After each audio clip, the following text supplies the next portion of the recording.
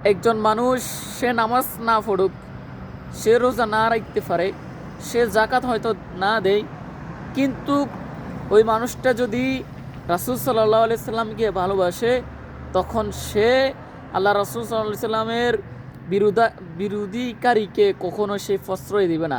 সে বলবে যে আমি নামাজ হয়তো পড়তেছি না, কিন্তু আমার রাসূলকে যে কেউ কিছু বলবে আমি সেটা সহ্য করব না, সেটা আমার গায়ে বরদাস্ত হবে না।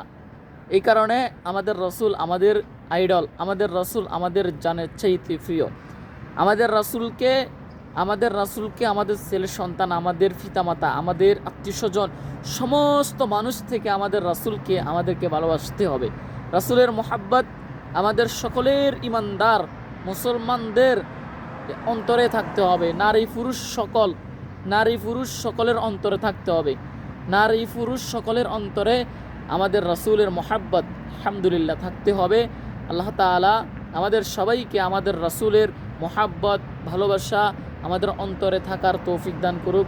সবাই রাসূলের মোহাব্বত নিয়ে আমরা যাতে করে এই দুনিয়া থেকে বিদায় নিতে পারি। সুবহানাল্লাহ। আল্লাহ তাআলা আমাদেরকে কবুল করুক। আমিন ইয়া রব। আসসালামু আলাইকুম ওয়া রাহমাতুল্লাহি ওয়া বারাকাতুহু।